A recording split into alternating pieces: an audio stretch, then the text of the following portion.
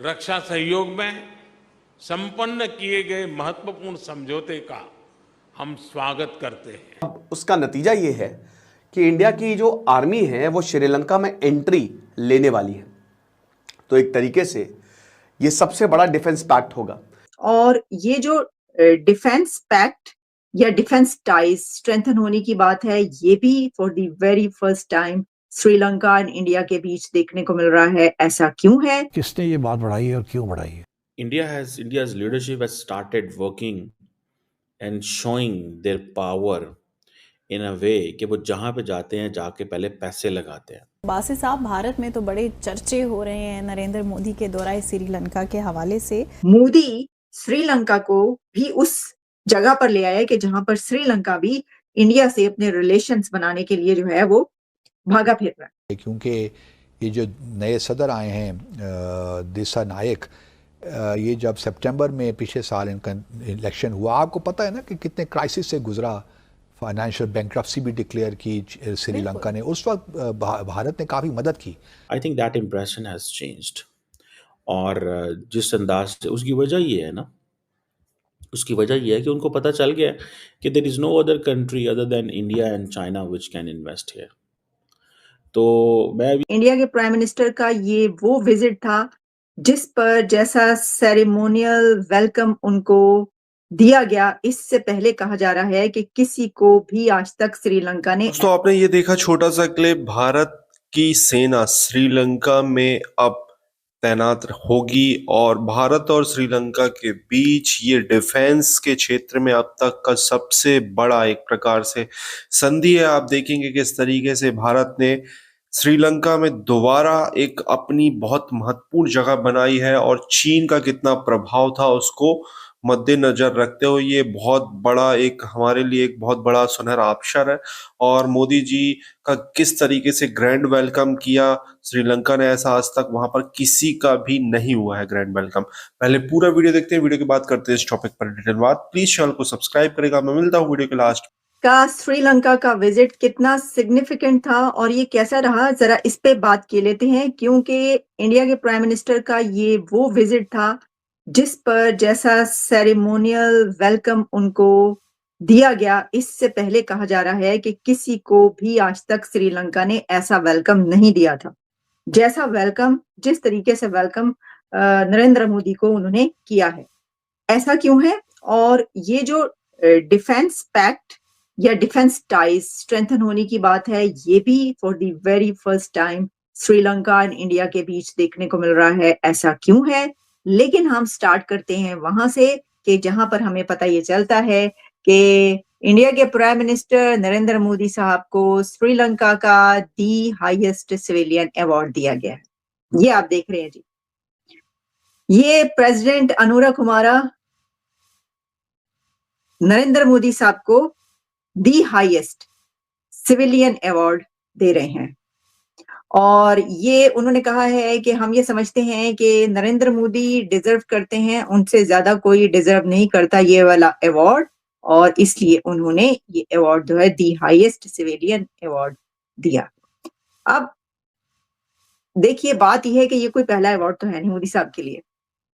दुनिया के कुछ ही कंट्रीज बचे हैं जहां से मोदी साहब को दी हाईएस्ट सिविलियन अवार्ड ना मिला हो।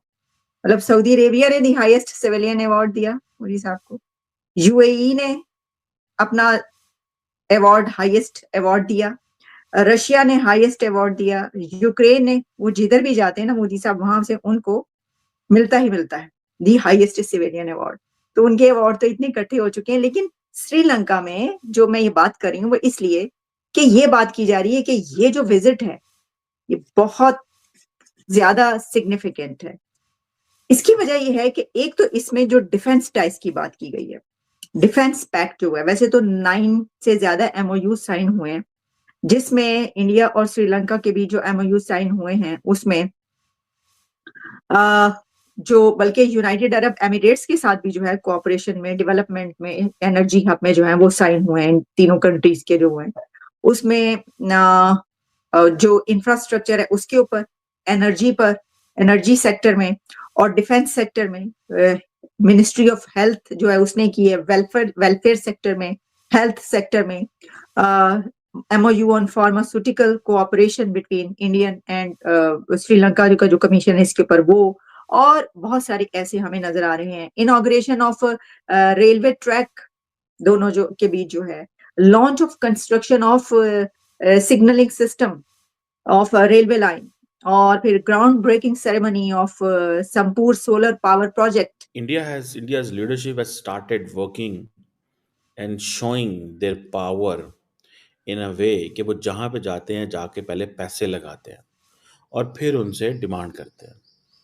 ये जो फॉर एग्जांपल मैं आपको मिसाल देने लगा हूँ कि जी इंडियन प्राइम मिनिस्टर ने और श्रीलंकन प्रेसिडेंट अनोरा कुमारा ने एक रेलवे लाइन की अपग्रेडेशन ट्रैक के ऊपर काम किया है, जिसके ऊपर एडवांस सिग्नलिंग और ये सारा कुछ हुआ है.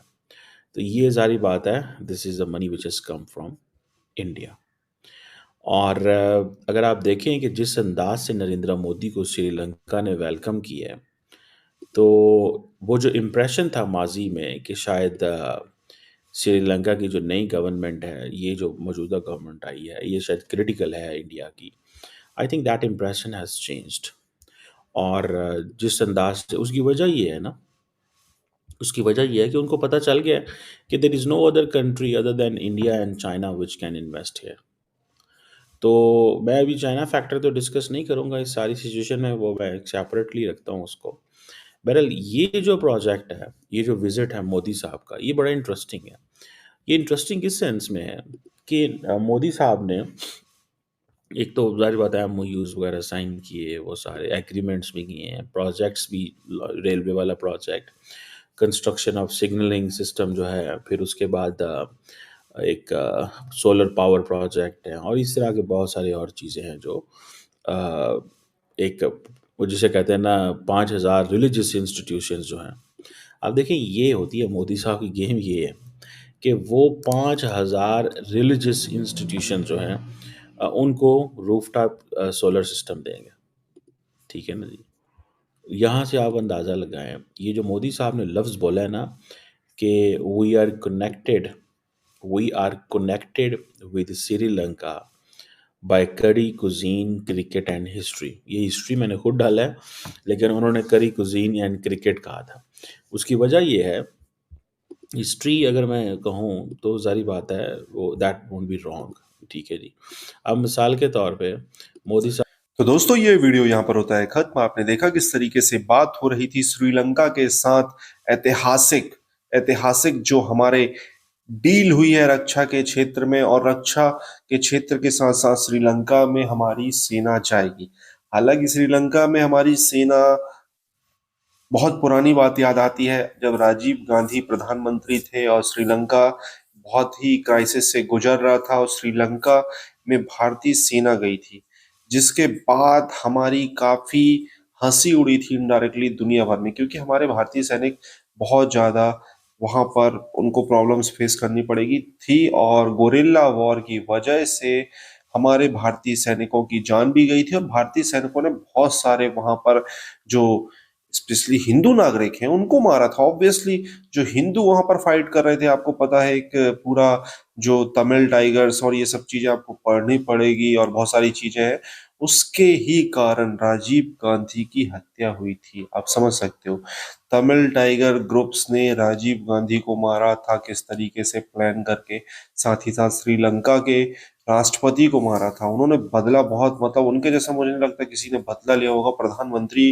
राष्ट्रपति, सबको मारा उन्होंने. तो उसके बाद भारतीय सेना को लेकर जो हमारे मतलब बाद में स्ट्रैटेजी बनी कि हम कभी भी किसी दूसरी कंट्री में जाकर इस तरीके से चीजें नहीं करेंगे, जिसका श्रीलंका में भारत का काफी विरोध भी हुआ था कि आपको अपनी सेना क्यों भेजनी है, आप अपनी सेना क्यों भेज रहे हो, आप क्यों यहाँ पर अपनी सेना भेजकर हमारे नागरिकों पर या हमारे इंटरनल मामले पर चीजें अपनी थोप रहे हो. बट यहाँ पर वैसा कोई सीन नहीं है कि इंटरनल मामले में या जिस तरीके से जो सेना का समझौता है, इससे उसका कोई लेना देना नहीं है. ये डिफरेंट स्टोरी है, और डिफरेंट तरीके से हम अपने जो चीजें हैं उसकी सुरक्षा के लिए तैनात किए गए हैं सैनिक। श्रीलंका के इंटरनल मैटर में इस संधि का कोई भी लेना देना नहीं है। ठीक है, आपको क्या कहना है इस टॉपिक के बारे में? प्लीज कमेंट अपनी राय दें, चैनल को सब्सक्राइब करें।